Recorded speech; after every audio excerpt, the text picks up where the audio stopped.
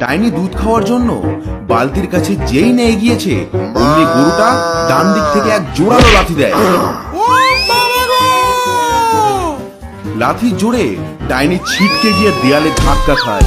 এই অপমানের বদলা আমি মেনে নিতে পারবো না। গরু, আমি আবার আসবো। জংলাপুর গ্রামের পশ্চিম বনে ছিল এক মস্ত বড় বট গাছ, আর সেই গাছের এক ডালে বসে এক দাম্পত্যের মধ্যে বিস্ফোরণ চলছিল, ডাইনি আর তার বর করুণামালির সঙ্গে। তুমি শুধু বসে বসে পা দোলাও, আর তো কোনো কাজ নেই তোমার। তুমি জানো না, আমার প্রত্যেক রাতে মরা ছাগলের খাঁটি লাল রক্ত দরকার হয়। তোমাকে কবে থেকে বলছি, যাও যাও ওই পাশের গ্রাম থেকে কয়েকটা ছাগল ধরে আনো। সেটা তো করতে পারছো না, আর এদিকে আমি এনে দিলে গপ গপ করে গিলে খাচ্ছ। আরে একটু বোঝার চেষ্টা করো, জংলাপুর গ্রামটা অনেক দূর। দুটো ছাগলের জন্য 10 কিলোমিটার যাওয়া আসার কি কোনো মানে হয়? এর থেকে ভালো না তুমি আশপাশ থেকে কিছু একটা ধরে খেয়ে নাও না। আর তুমি তো ডাইনি, জাদু করে কত খাবারই না বানাতে পারো। আজ বাবু কিছু একটা বানিয়ে খেয়ে নাও না।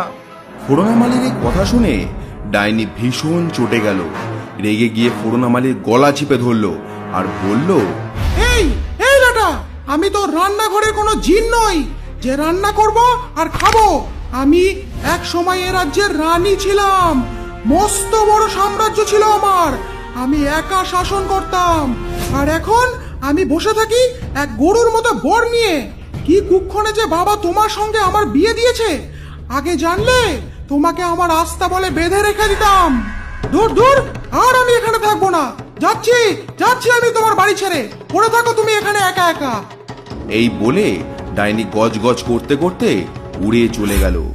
আর করুণামালি একা গাছে বসে ডাইনির দিকে তাকিয়ে বলল, ও গিন্নি, এসো না, এরকম রাগ করো না, দয়া করে এসো। গিন্নি গো, ও গিন্নি, গিন্নি। ডাইনি রাগ করে উড়তে উড়তে অন্য এক গ্রামের দিকে চলে যাচ্ছে।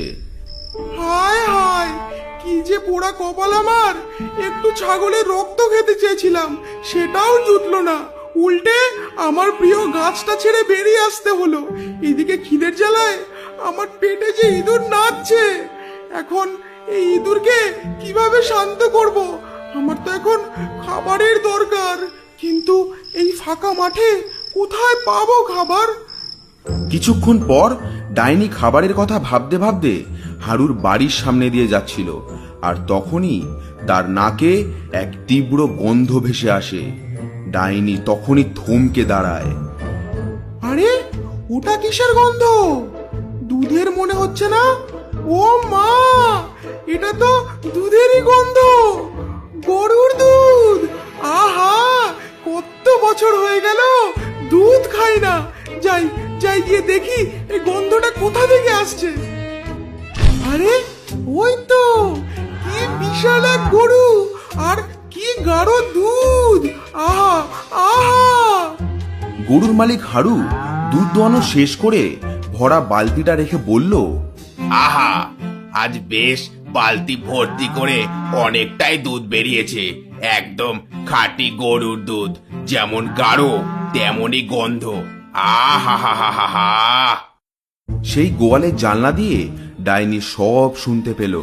দুধের বালতি দেখে ডাইনির চোখ চকচক করে উঠল। ওরে বাপরে, এ তো গরম দুধ, এত সাদা, এত ঘন। আহা, একটু তো খেলেই হয়। ভর্তি বালতি থেকে একটু খেলে ওই বেটা মানুষ কিচ্ছু বুঝতে পারবে না। যেই ভাবা সেই কাজ। ডাইনি জানলা থেকে চুপ করে গোয়ালের ভেতরে ঢুকে পড়ে, কিন্তু সে বুঝতেই পারেনি ভেতরে তার জন্য কি অপেক্ষা করছিল। এই তো ভেতরে ঢুকে পড়েছি। এবার চটপট করে দুধের বালতি থেকে এক চুমুক মেরে নি। আজ রাতের ডিনারটা বেশ ভালোই হবে। ডাইনি দুধ খাওয়ার জন্য বালতির কাছে যেই না এগিয়েছে, অমনি গরুটা ডান দিক থেকে এক জোরালো লাথি দেয়। ও বাবা গো! লাথির জোরে ডাইনি ছিটকে গিয়ে দেয়ালে ধাক্কা খায়। ও আহ ও মা, কিরে বেটা চোর, কেমন লাগলো দুধের স্বাদ? ডাইনি উঠে দাঁড়িয়ে কোমর